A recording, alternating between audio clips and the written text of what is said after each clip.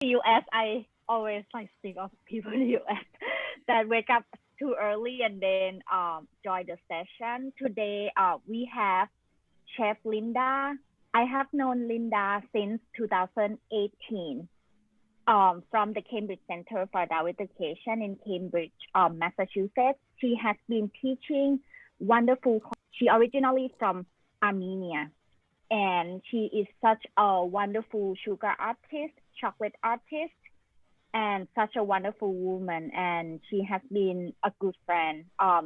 So I would like to welcome Linda to showcase her talent today. Thank you so much, Floyd, for that kind introduction. Today's presentation will be a little bit different from those of previous weeks, just because sugar art, which is the central topic, really has no historical or cultural ties to the two countries about which I'll be talking. And I thought the most, because there are many subtopics, I thought the most comprehensive way to talk about everything would just be to do it in chronological order and how things played out in my life and how I sort of wove together the disparate elements into the fabric of my life. So we're going to start with a slideshow.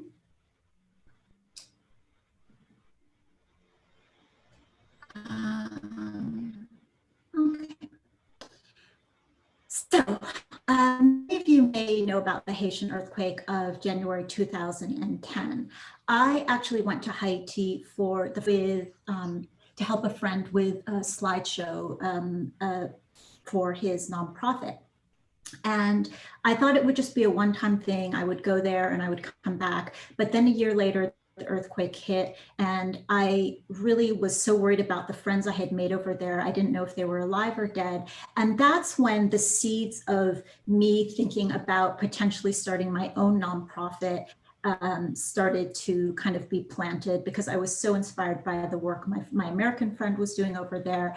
And he eventually folded his nonprofit. So I thought maybe this might be the time for me to start my own nonprofit.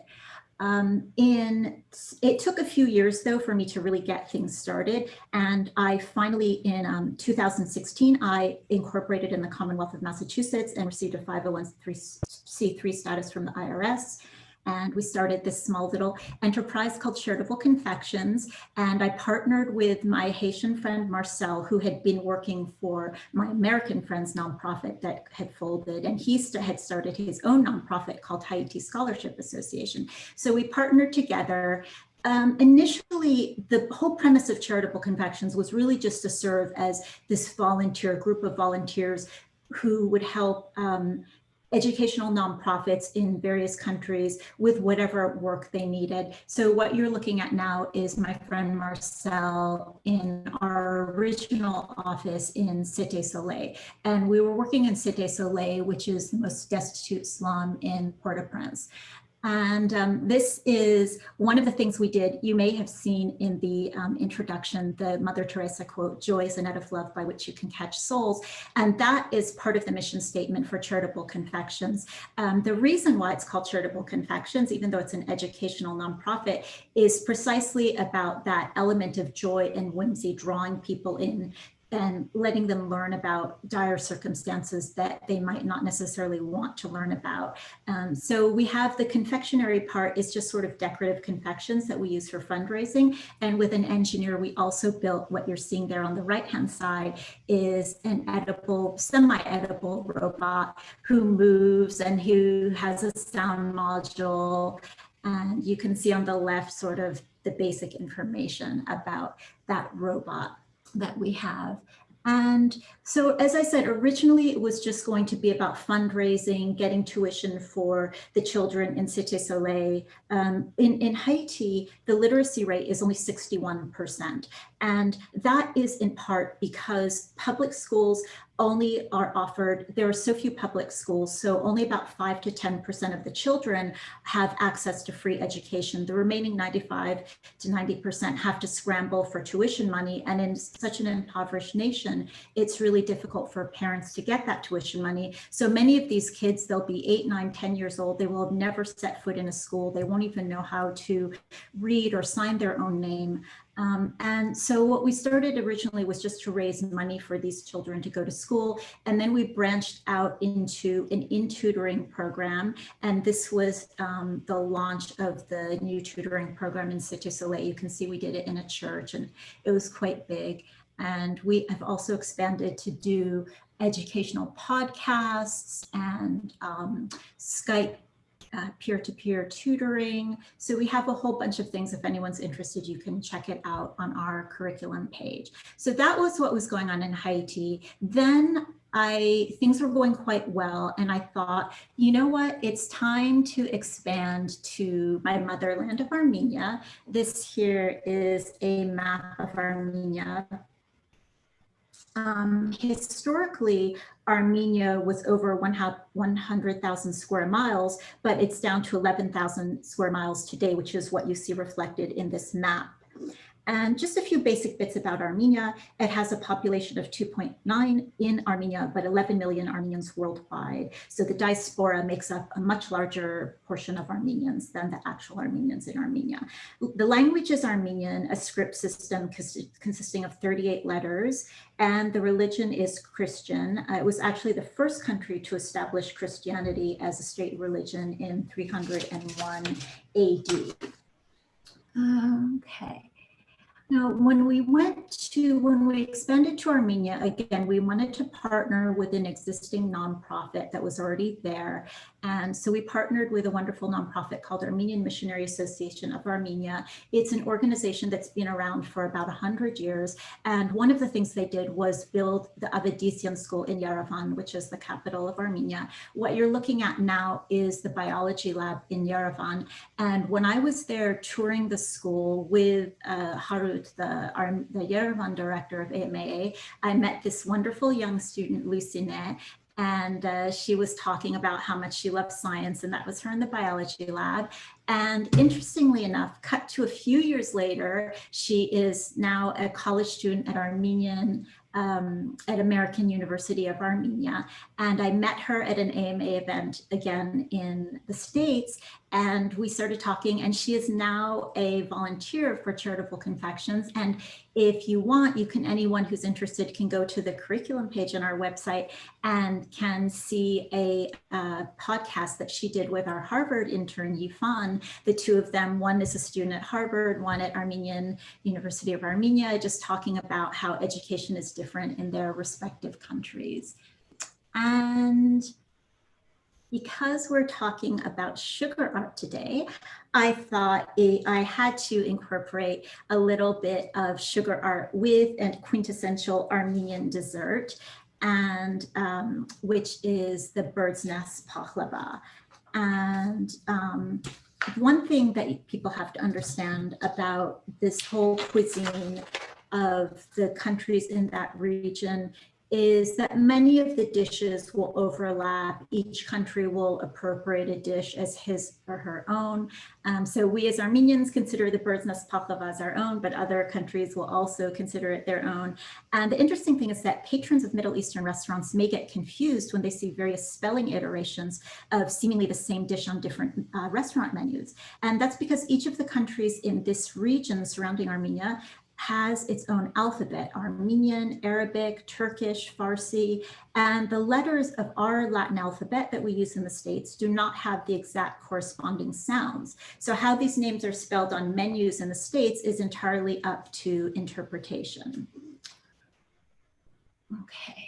Next, we will look at Mount Ararat as viewed from Yerevan. And Mount Ararat is just a dormant compound volcano. It's part of the Armenian highlands, although it's technically in Turkey. But going back to what I said about how Armenia used to be so much larger before, it originally was part of Armenia. And we are going to be revisiting this image of Mount Ararat during the sugar art demonstration. And next up is the Tatev Monastery, which was built in the 9th century and is located in southeastern Armenia. Armenian culture began and flourished with the nation's official conversion to Christianity in 301 AD. And throughout history, the church has provided unity and a sense of identity as priests and monks have kept alive literary and artistic traditions. One really good example of this would be Father Gomidas, who lived from 1891 to 1915. He was a priest and a composer, probably one of the most famous kind of icons coming from Armenia.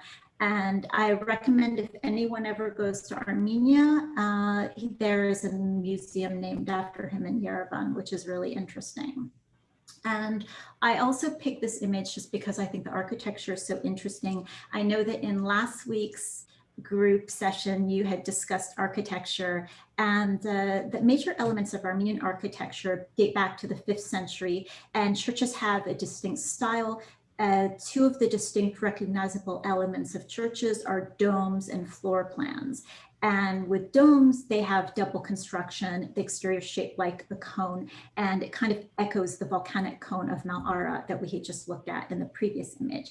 And as far as floor plans, they have the shape of a cross sitting atop a drum, and the stone walls are usually built in 3 layers, which provide strength and flexibility to combat seismic activity, because Armenia is prone to earthquakes, and we did have a really big, horrible, devastating one in 1989, which some of you may remember. Okay, now on the topic of culture, I know that this group likes to do quizzes, so I want to do a little bit of a musical quiz. And there is a famous Armenian composer, Aram Khachaturian, who 20th century classical composer. And whenever I ask people, are they familiar with his work, they often say no. And I even say, you've never heard of saber dance? And they say, no, no, no. So what I do when I teach my Armenian classes at Cambridge Center, where Ploy is the wonderful culinary director, is I do a little quiz and I ask all the students, raise your hand if you are familiar with Aram Khachaturian's music, and virtually no one will raise his or her hand. And then I will play one of his pieces, and then like 95% of people raise their hand. So I'm going to ask everyone, I can't really see what people are doing, but just kind of... You can stop sharing the screen so that you can see everyone. And then you share the screen again. So let me... So who thinks, raise your hand, please, if you think you are familiar with Aram Khachaturian's music. Oh, Igor, but you're in Russia, right, Igor? So yeah, no? Okay, so many of you have not. Yes. Now I'm going to play that as well. And I have been to Armenia, actually. Oh, wonderful. Okay, so let's play it now. Just one second, let me turn this on. I'm going to turn this on. And Ploy, remember when we did that in class and nobody raised their hand, and then afterwards, everyone? That was so funny. Okay, here we go.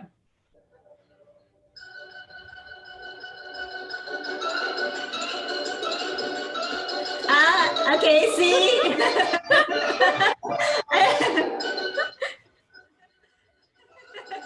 I like your dancing, Minji.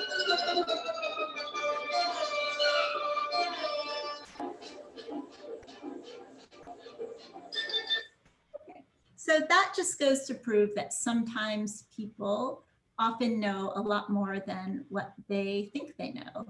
And an interesting little tidbit about Aram Khachaturian is that he was really good buddies with Ernest Hemingway.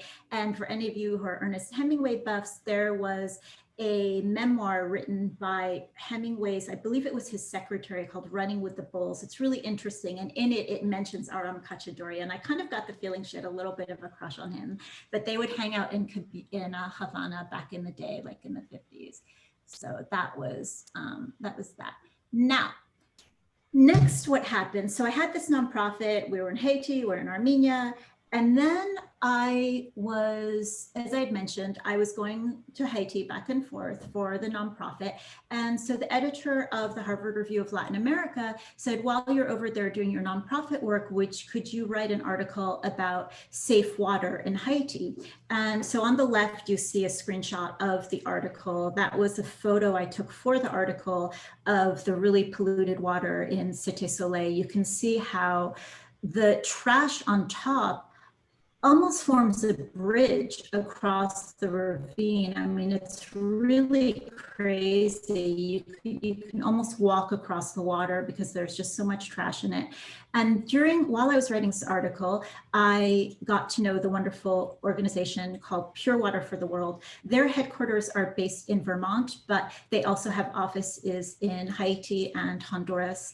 And we ended up forming a wonderful partnership. What happened was when I met them, I already had the nonprofit, and I work primarily as a medical editor. So I was kind of juggling these two things, but I had this idea in the back of my mind that maybe I might want to start a sugar or chocolate art business in the future. And I thought, if I ever do, I want to partner with this organization because I already have one of my passions, which is education, covered with the nonprofit. And now, because of this article and learning about pure water, I got to be passionate about the topic of lack of potable water worldwide. And so cut to a few years later, I ended up being a partner with Pure Water for the World. And that's a little blurb they wrote about me. And I give 5% of all proceeds from my sugar art to them. And we also collaborate on a lot of other things. Just as far as the topic of lack of safe water, statistically, the numbers are 785 million have no access to safe water, 2.2 billion don't have constant, reliable access at home. And as far as Pure Water for the World, they were incorporated in 1999. And what I like about them is they not only provide biosand filters, which you're looking at here, to homes and schools, but they also provide education, sanitation education, which I think is so important. The image on the right is the biosand filters made out of cement. I took that photo when I was visiting their factory in Port-au-Prince. And the one on the left is the more modern adaptation, which is now made out of plastic. And the high-grade biosand filter was actually invented by Canadian Dr. Mams. And the original model, as I said, was the cement one on the right. But over the years, they've, for the most part, have switched over to the plastic model on the left, just because it's a lot lighter and easier to move about. Okay, so today we're talking about the sugar art, and I work with a type of sugar called Isomalt. And what Isomalt is, it's a naturally derived sugar from sugar beets, and chemists just isolate natural sugar compounds, which is sucrose, from the beets and transform it into a disaccharide using heat. Now, if you look on the left, that is what a traditional beet looks like, but the image on the right is a sugar beet. And what's really interesting, what I found was very interesting about Isomalt is that it is only manufactured from sucrose that comes from sugar beets, not sugar cane. And this is for all the science geeks. These are some more details about Isomalt. It's basically glucose and mannitol disaccharide, glucose and sorbitol disaccharide. And the nice thing about working with Isomalt as opposed to working with sucrose, and when I say sucrose, sorry, that's just sort of the scientific name for what we know of as traditional white granulated sugar or table sugar, but it's scientifically, it's called sucrose. And Isomalt is non-hygroscopic, which means that it tends not to attract so much moisture, and it has anti-crystallization properties.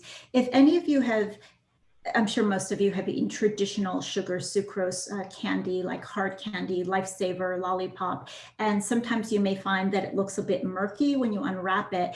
And that's not because there's anything wrong with it. It's not moldy or unsafe to eat. It's just the moisture that the sucrose has absorbed into the candy and has made it a bit cloudy. And of course, when you do sugar art, you want to make it look as glass-like and as translucent as possible. So that's one of the benefits of working with Isomalt.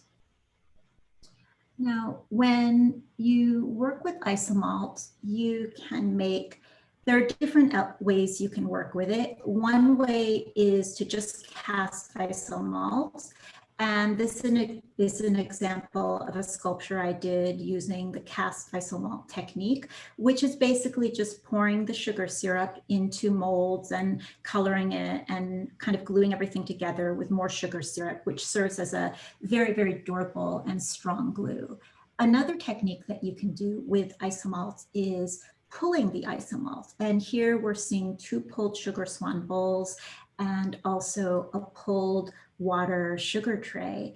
And the way that you pull sugar is you just kind of wait for the sugar syrup to congeal a bit, and then you just start shaping it in the shape you want. And within about 10 minutes, it will just dry to a glass hard-like finish. So that will be the final form. And I have an interesting announcement about this tableau that I did. I just made it a couple of weeks ago, and at the end of the slideshow, I'm going to say why I made this particular piece. And here we have a technique that I just started to do recently. I call it isomalt painting.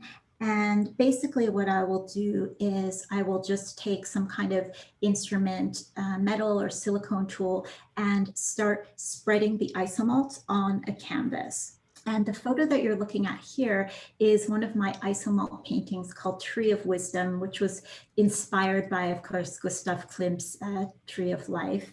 And it's just, you can see that it's coexisting peacefully with non-edible artwork in a local gallery. One of my missions has been to blur the divide between culinary and visual arts. So I have been for about 1.5 years now trying to apply to juried art shows and getting into some of them with my various isomalt sculptures and isomalt paintings.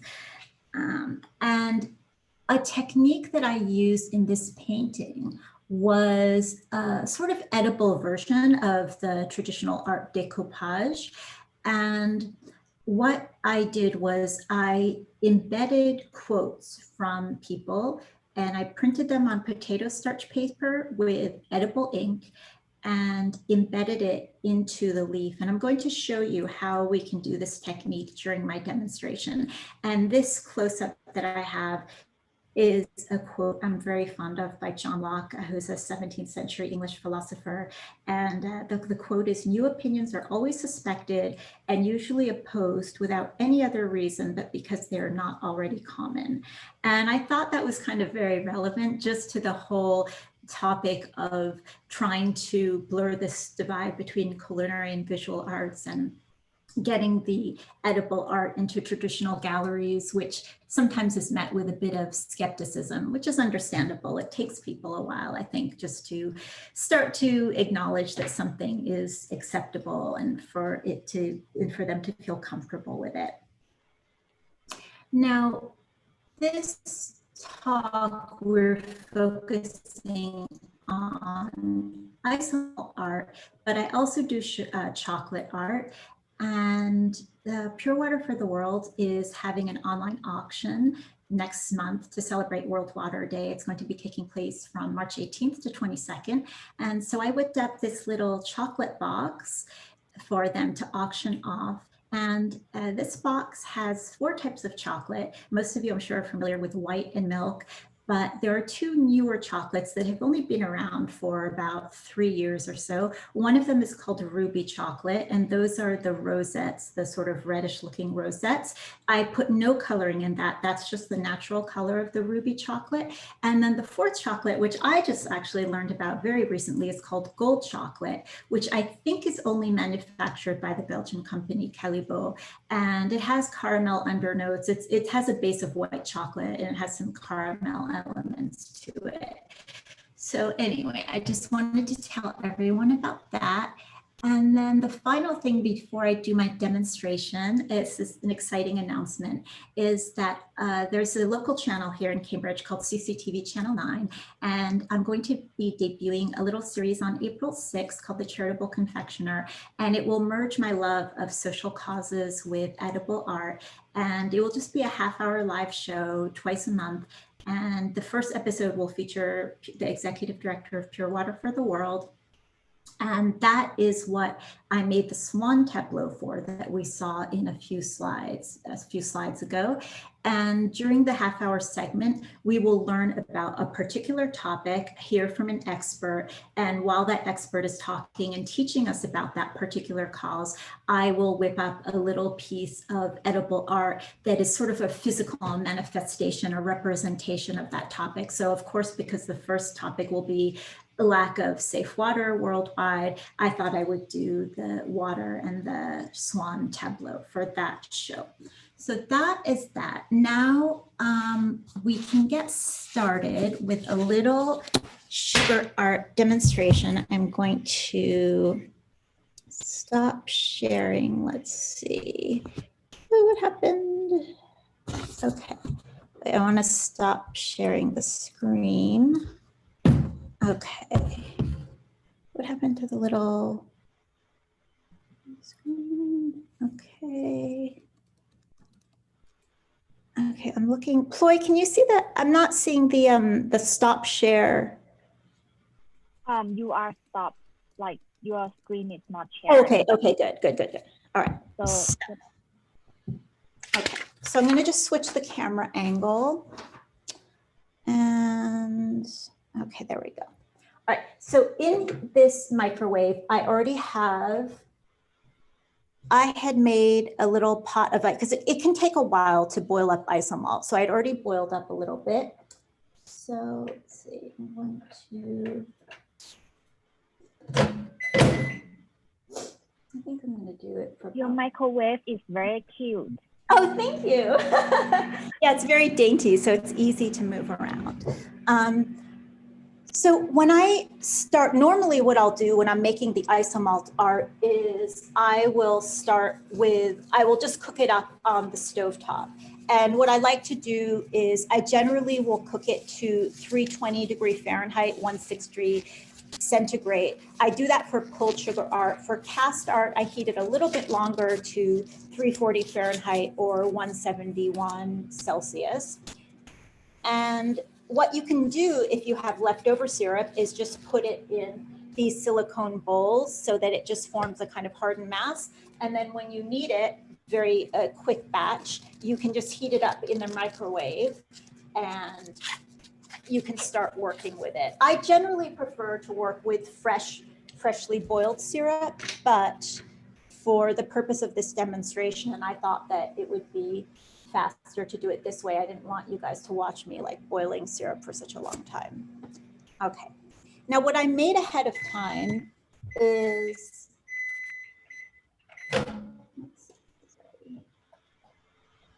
no, it's still gonna need more time. Okay. So what I made ahead of time was this little flower box, if you can see it. And I used a technique for this flower box. Let's turn on the light. Which is a sort of what I call abstract expressionist painting. So I will pour clear isomalt in the mold, and then I'll use a pick just to kind of paint and color the inside of the mold. And somehow this ended up, I think, kind of looking like Mount Ararat.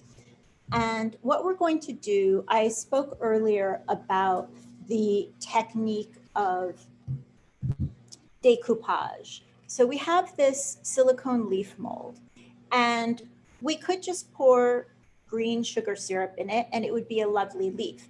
But if we want to do that decoupage style that I had shown you in that tree of wisdom, then what we will do first is we will print out a photograph. This is an edible photograph of Mount Ararat. And so it's printed on potato starch paper using an edible printer. An edible printer is merely a regular printer, a brand new regular printer that is filled with food coloring instead of traditional ink cartridges. Am I still gonna need more?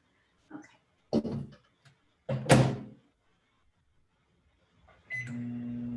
So what you want to do when you do the decoupage style is, first of all, you want to make sure that the piece of potato starch paper fits the mold. So as you can see here, it's a little bit big. So I'm going to just cut the edges a little bit to make it fit. I'll just kind of go like this.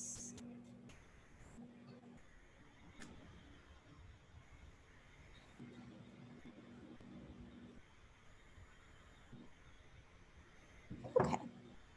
So now that will fit better. And what you want to do is you want to put it face down.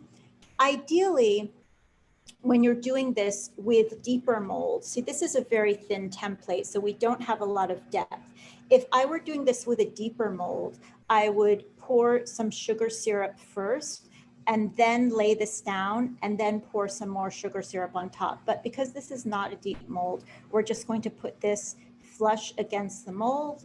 And then when this syrup is finally ready, we will pour some of it onto there. And for the second leaf, I printed out a photo of the Tatev Monastery that we had seen earlier. Now you can see that when you print images with potato starch paper and edible ink, they don't look as clear or as lustrous, obviously, as they would if you were to print it with traditional ink on photo paper. But you can still get a pretty good idea of what the image is. So I'm going to cut this one also.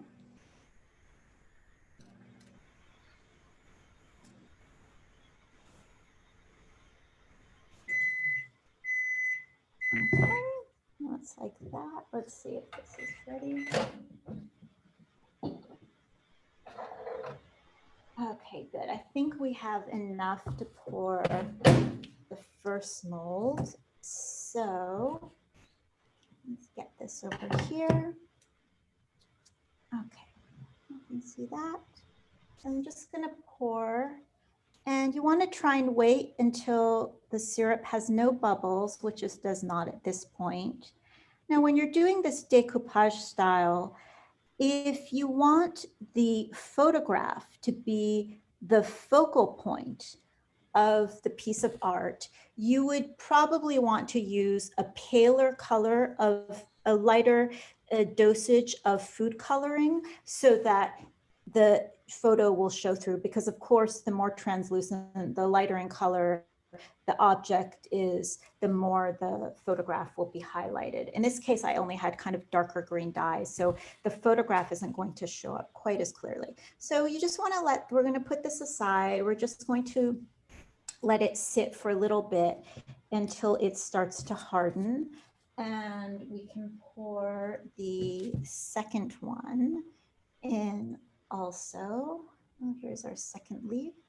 Now I do a little technique. You know how earlier I had spoken about how with sugar art you can do both pulled or cast.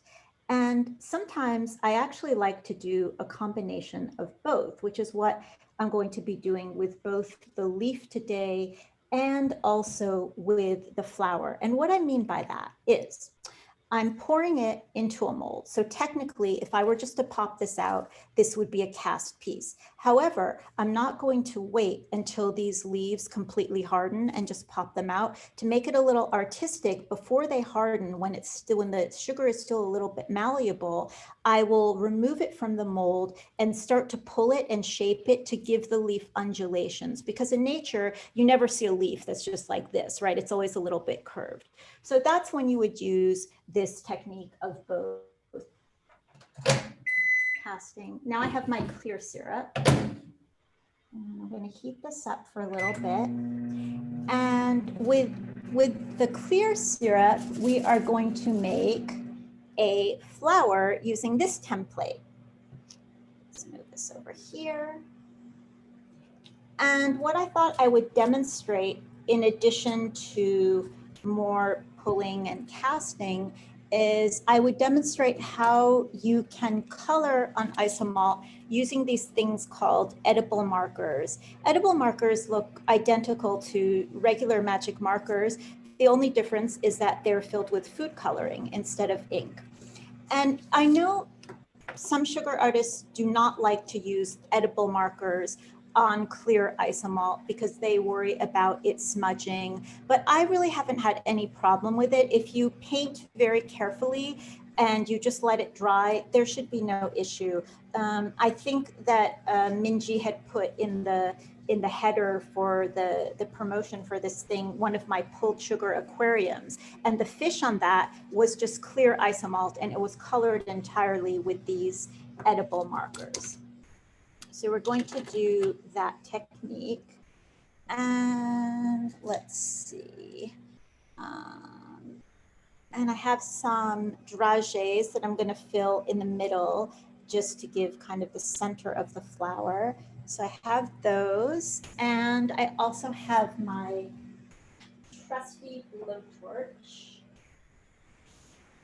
So while we're waiting for that syrup to melt up so we can pour this flower, let me just tell you why I love the blowtorch so much. What the blowtorch does is it can remove bubbles from the surface of the isomalt art, and it can also make it translucent. Now, here is the peril of being obsessed with a blowtorch. The peril is that if you blowtorch too much because you're a perfectionist and you're trying to get rid of every imperfection, eventually you will damage the structural integrity of the isomalt piece, and the piece will actually collapse on itself. I used to make isomalt painted shot glasses for this website called Uncommon Goods, and I'd make hundreds at a time for their warehouse. And I remember so many of those cups I had to just, put away and reuse as scrap material because I would just blowtorch to everything to oblivion, and the cups would just kind of collapse on each other. So that is just my little warning to any of you who are thinking about venturing into the blowtorch. Okay, let's see if this is done. This still needs a little bit more, so let's put it back in for a little bit longer. And I can actually show you while we're waiting for that, because we're still waiting. We don't want these leaves to harden all the way, but we need them to harden a little bit more. And on this one that I said kind of looks like Mount Ararat, this thing, I'm gonna just give it a little hit with the blowtorch, just so you can see how it can get polished up a little bit.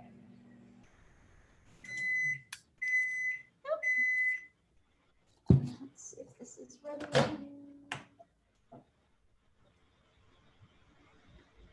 Okay, I think we have enough clear syrup to pour the flour, so let's do that first. So, you're just going to pour a little bit like this into the center.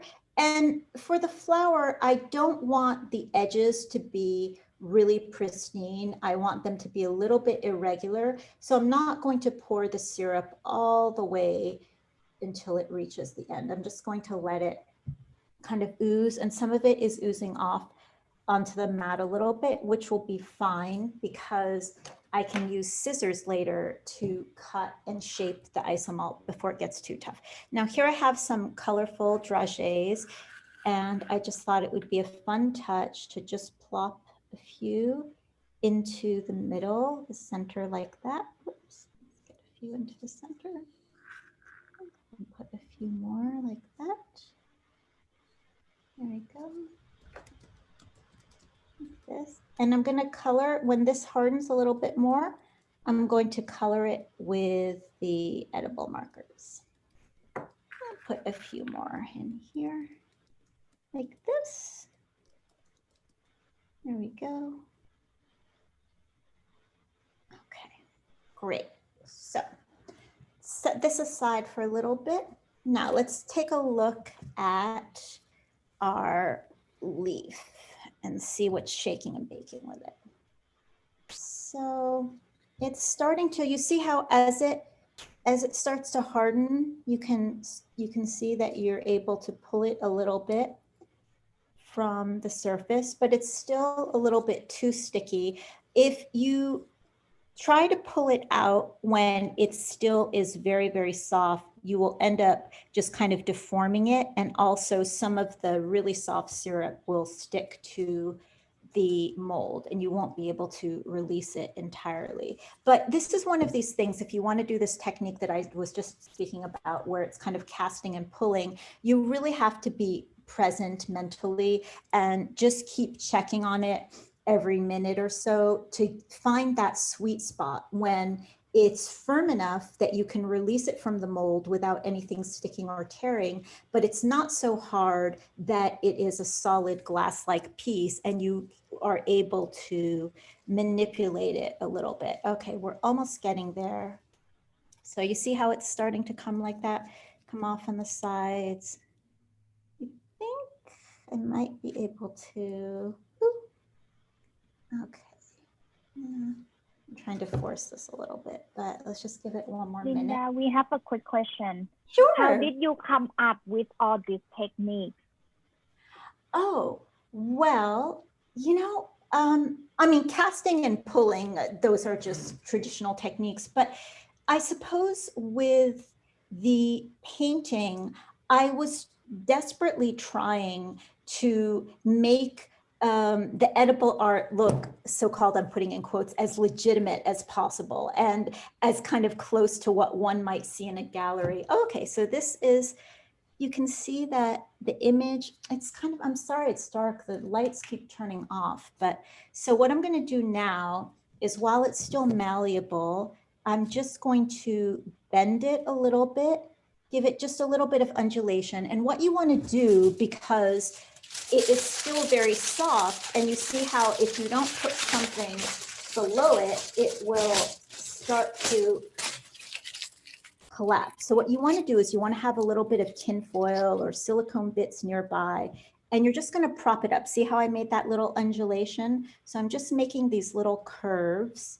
and I'm propping them up with a little bit of tin foil or whatever you want beneath it, so that it will harden in that position. Because if you just leave it alone, the minute you turn your back, when it's still soft like this, it's going to just collapse down and become a straight leaf again.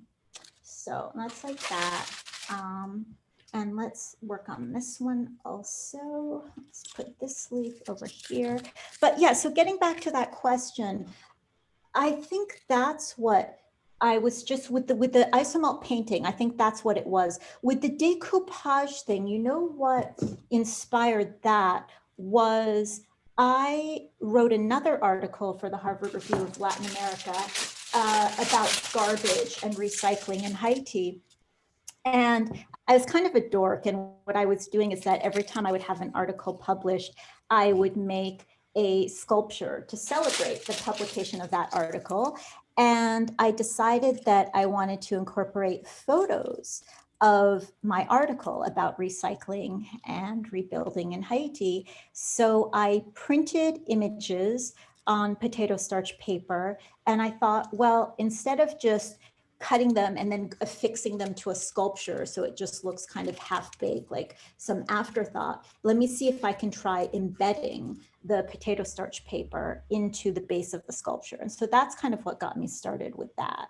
And then as far as this technique of casting and pulling, I think it just, to me, it just seemed natural because, as I said, in nature, when I like to do a lot of nature inspired pieces, so I'll do many flowers and I'll do leaves. And in nature, you just really don't see flat, straight, static pieces. You always see a lot of movement. Now this piece still, it needs to harden a little bit more even before I can start pulling it. But this will be a time when I can go in and just kind of make some color with the edible marker. And you need to wait until the isomalt is firm enough that you can actually color on it, because obviously if it's in complete syrup form, you wouldn't be able to do anything. But this is, I don't do too much coloring, I just do a little bit. And I like to mix different colors. So I'm going to put a little bit of green here around the center. And you can really just do whatever you want. Like this. Okay, like that. I'm just going to blur it out. And as I said, you just want to be careful about making sure that the syrup is firm enough that you can draw on it. And you also just want to make sure that until everything dries, you don't accidentally touch it with your hands and smudge the edible markers. And we have like this, that.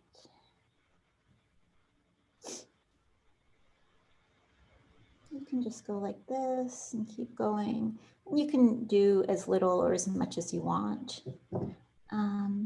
A lot of times I'll do the flowers with using just a couple of different colors to create a flower. I did a big one recently that I think is on my Instagram page. And for that one, I mixed a couple of different colors of dye, and I poured one color first and just let it kind of congeal in the center. And then I poured a lighter color over it, and that expanded all the way to the edges. Because I think it's important just to have different striations of color. And I do that, a technique kind of like that when I do my marzipan fruit. I feel as though sometimes the marzipan fruit I see in the shops is just sort of too precious looking. It's a very solid, bright color of a fruit. And in nature, you see different gradations of color and even a little bit of brown spots and things. So I just like that technique of not making something a super solid, saturated, one note kind of thing. So I'm gonna put a little bit of purple. Like this. So I'm just kind of doing a little bit of a mamby-pamby job because I want to just finish this quickly, but you can really just do whatever you want. And you can even go over with a lighter color just to blend all of the other darker colors that you've put. So you can go like that and give a kind of sunburst effect. Okay, now let's see if this is going to be, all right, so see we're getting there. You can see that the corners are able to be released a little bit, but the middle is still a little bit too soft. So I'm gonna wait. In the meantime, you see how there's a little bit, I'm not thrilled about that. So I'm gonna just snip that off. If you're using scissors on the Isomalt art, you wanna make sure that you do it while it's still in this soft stage, because if you try to cut hardened Isomalt, the whole thing will just crack like glass. Okay, here we go. So we're able to release this. Now I'm gonna give this, again, I'm gonna do a similar technique. You don't want a completely flat flower. So I like to just kind of cup it in my hand like this. But I want to keep the center completely flat. So I'll often just go ahead and put it back down onto the mold, keep that center part flat. And I think I'm happy with this amount of curvature. So I'm just going to, again, have my little pieces of tin foil and just lift up some of the edges.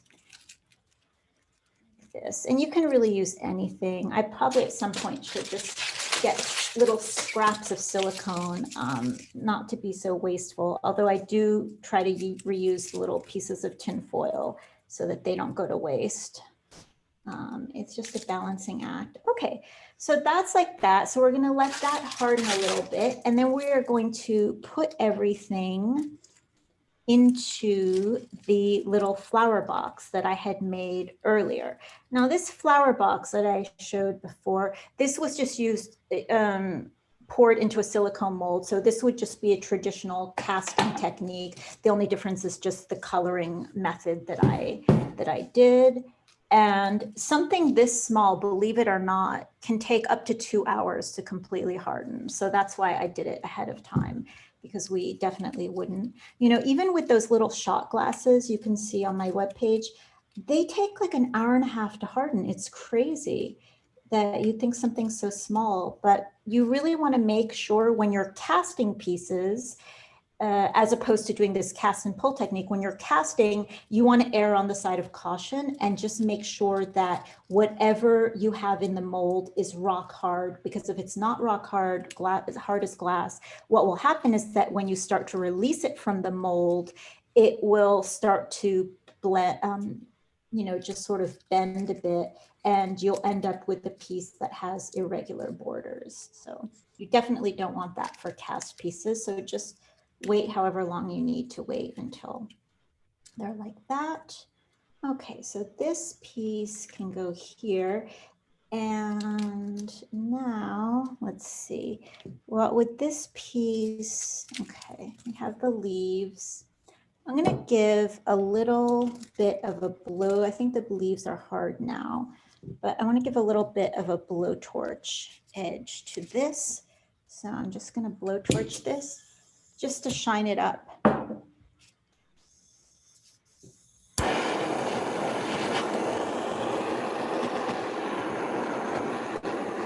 And you see how just by blowtorching it already, it becomes a lot glossier.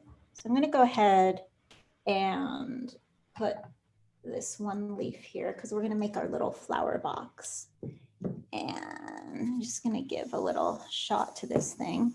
And definitely for decoupage style, I would have done a lighter green, but this was the only green that I had that was ready. So, but as I said before, if you want to do decoupage and you want the photos to really shine through, you want to have a very light colored thing.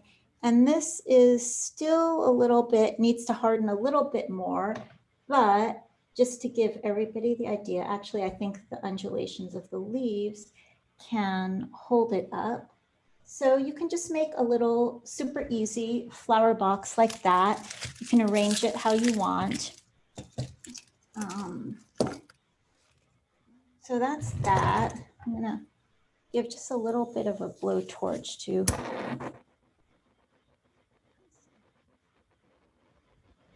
polish that up a little bit. I'm gonna hit the flower up too, like that. Okay, so that is just a little mini demonstration of how you do the sugar art. And it's kind of dark in here, so you're not able to see the color gradations that well. But this was just used, I used a cocktail pick and dipped in food coloring, and that's how I made these undulations like that. So that is that. I don't know, Ploy, are there any questions? That is no question for now, but it's such a wonderful work that you combine science and art into this edible artwork. Oh, thank you. We still have some time. Would you mind showing the group the Isomalt, like the original forms of the Isomalt that you have it before? Yeah, in the crystal. You melt. Yes, that's right. In the crystal form, because it doesn't look like sugar at all. It looks like crystal. I think it would be great to show them. Yeah, the crystals are definitely more fibrous. So let's see. And if anyone has any questions, please feel free to unmute yourself and also ask questions as well. So it's more interactive. So Linda doesn't need to hear my voice because she has been hearing my voice for so long. So can everybody see? Okay. So if you can see the texture, you see how it almost looks like tiny little pop rocks or something. Mm-hmm. And you know how I had said earlier about how, so isomalt is just sucrose that chemists then break down into a compound disaccharide. Now, what's very interesting is that they only use the sucrose that comes from sugar beets, not the sucrose that comes from sugar cane. bake with our traditional white granulated sugar, which is, again, as I've said, is sucrose. Sometimes it's from sugar cane, a la Domino's Corporation in the States. I believe in the UK, sucrose that comes from sugar beets is quite popular. But in any event, with isomalt, it only is sucrose that comes from the sugar beets. And when I did a little bit of research about that, what I found is that sucrose that comes from sugar beets is already white, whereas sucrose that comes from sugar cane has a little bit of a brownish color. So if any of you ever eat raw sugar or anything, you'll notice it has a little bit of a light brown color. And so I think that the process that what people do to blanch the sucrose from sugar cane to make it white probably renders it not suitable for then breaking down into a compound disaccharide. So I assume that that's the reason why manufacturers only use sucrose from sugar beets. But the other interesting fact is that I didn't know, and it doesn't concern me that much because I'm not a vegetarian or a vegan, but it was interesting, is that when they blanch the sucrose from the sugar cane, they use animal bone char.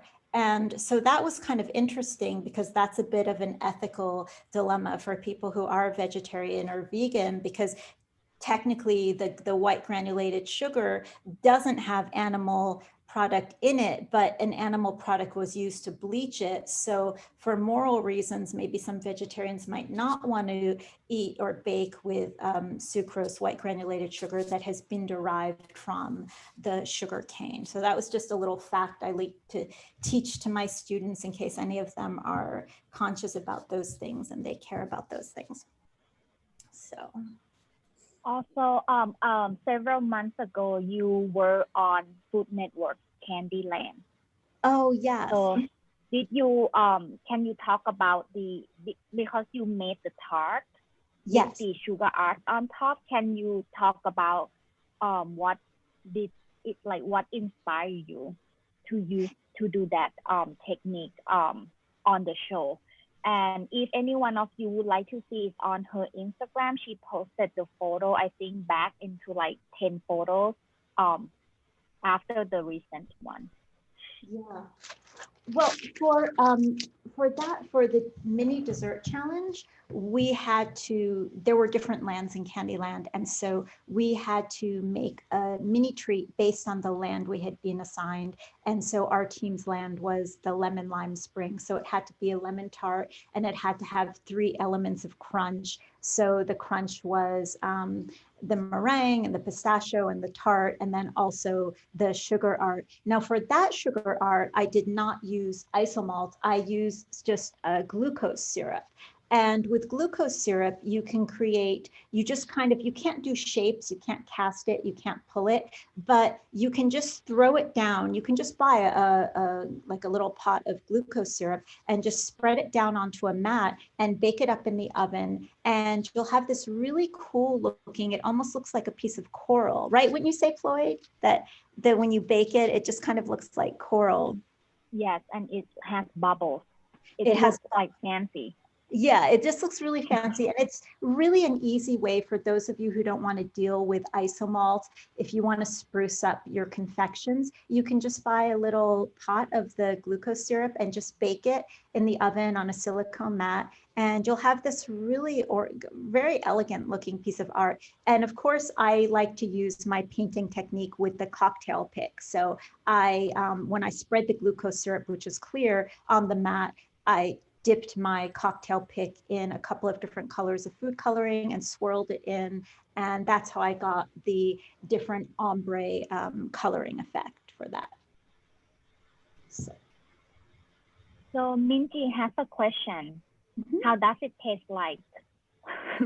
The isomalt? Yes. Isomalt, gosh. It actually has no flavor. And you have to put, if you want to eat it, you have to put flavoring, oil-based candy flavoring in it. The one advantage nutritionally of isomalt is that it's only 2 calories per gram as opposed to 4 calories per gram for traditional syrup. and it has minimal impact on blood glucose levels. So if any of you ever go to the store sometimes and you look in the specialty aisle of the supermarket and there are things labeled for diabetics, like special candies or things, you'll often see if you turn it around that the first ingredient will be isomalt. It won't be sucrose or corn syrup or anything like that. It will be the isomalt. Now, isomalt is a lot more expensive than traditional sugar. I mean, here in the States, a pound of white granulated sugar is maybe just $1 or so, but a pound of isomalt, if you buy it just alone and not in bulk, it can be as high as $9, $10. So I advise for people who want to make candy, just make the candy with sucrose. And you can use just some kind of invert agent in the sucrose so that it won't crystallize. But if you want to do some piece of art that's going to last for many, many years, then it's worth it to invest in the isomalt and just have that greater clarity.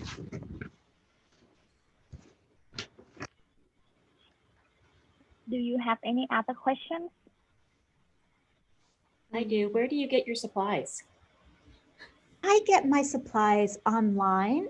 And you can even, what I tell people who are just starting out, you can even go to Amazon and you can find anything. You can find isomalt, also labeled as decomalt.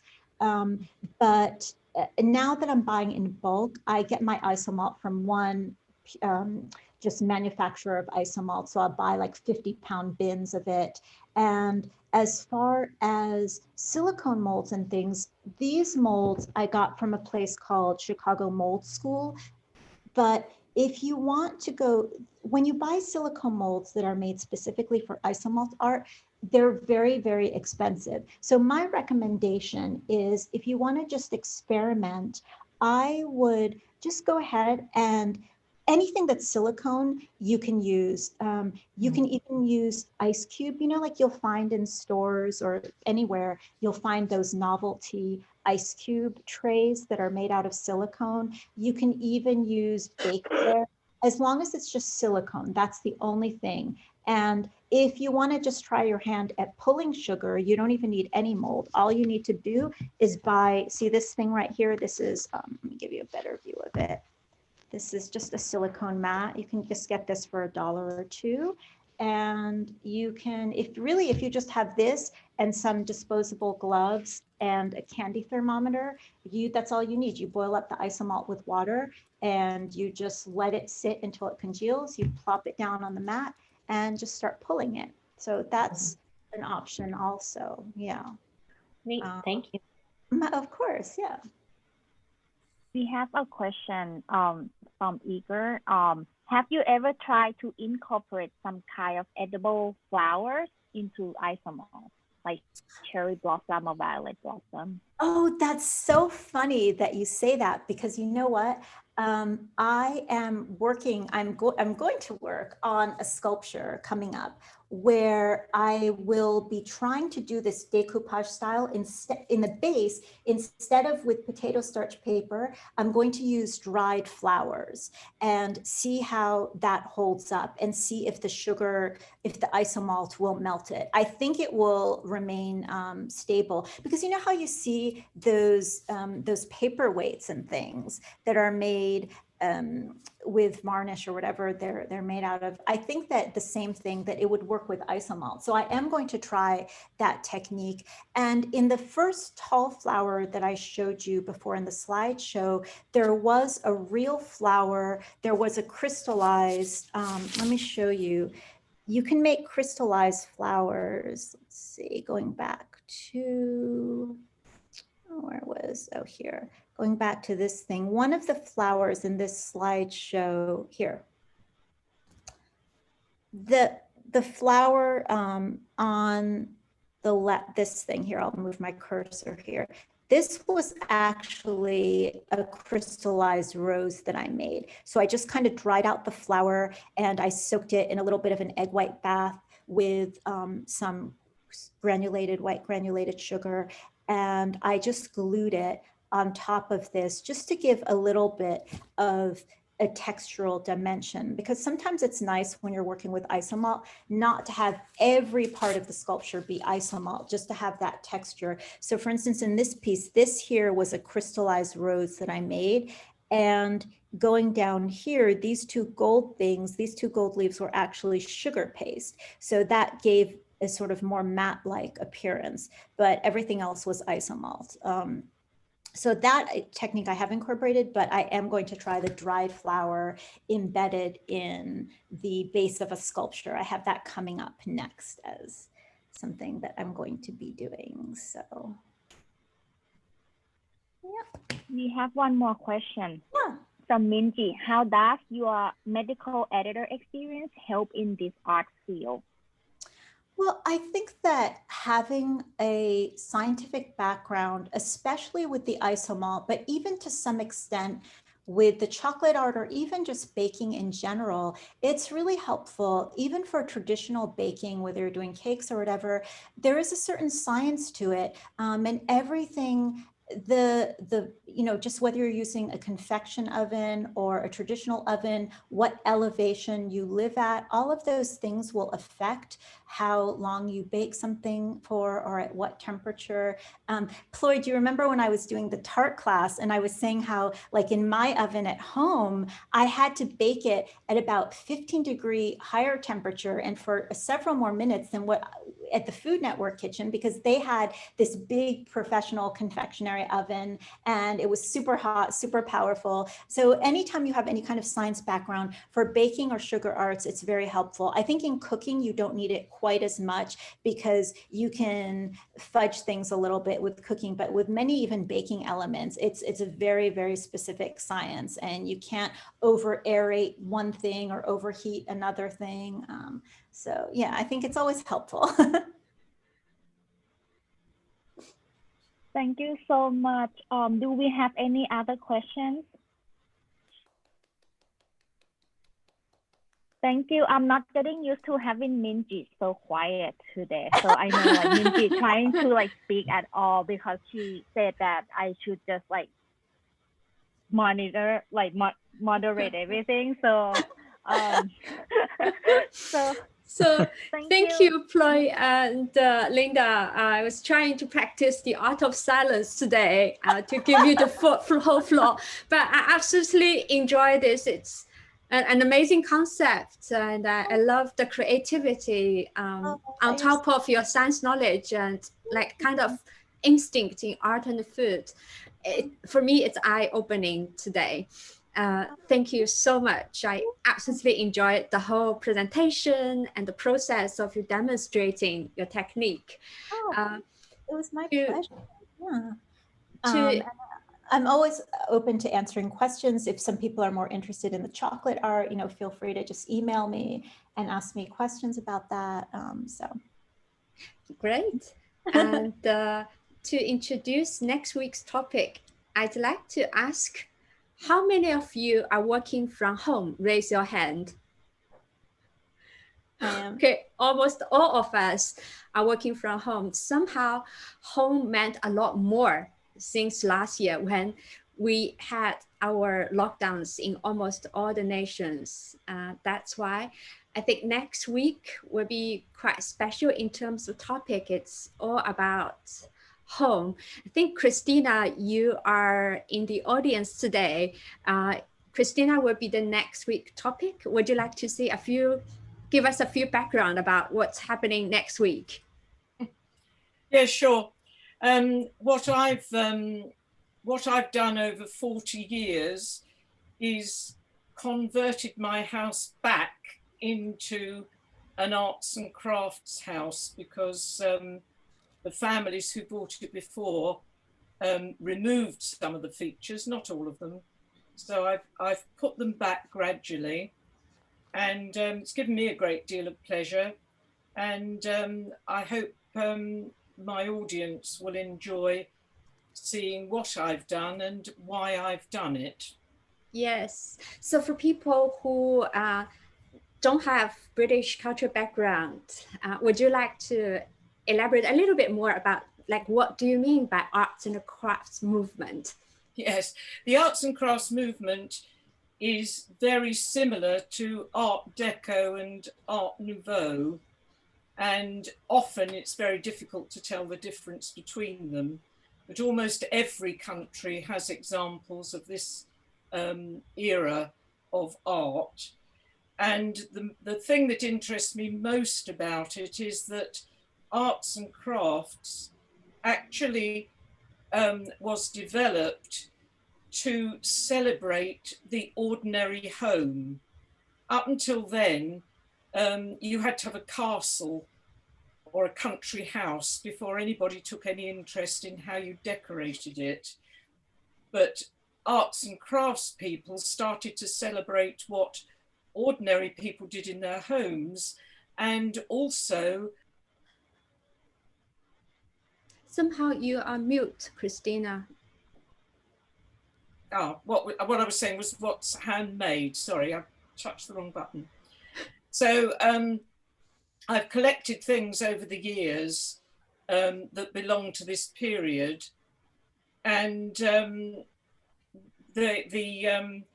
it was William Morris who said, "Have nothing in your home which is neither beautiful nor useful." So that's the maxim I've worked on. Great.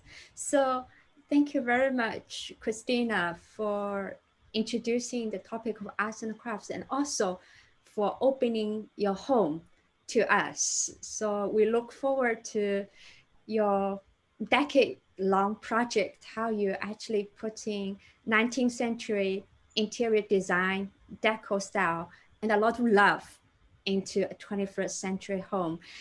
So home sweet home for next week's topic. I hope everybody has a nice weekend. We will see you next week. Bye. Bye. Thank you. everyone. Bye. Bye.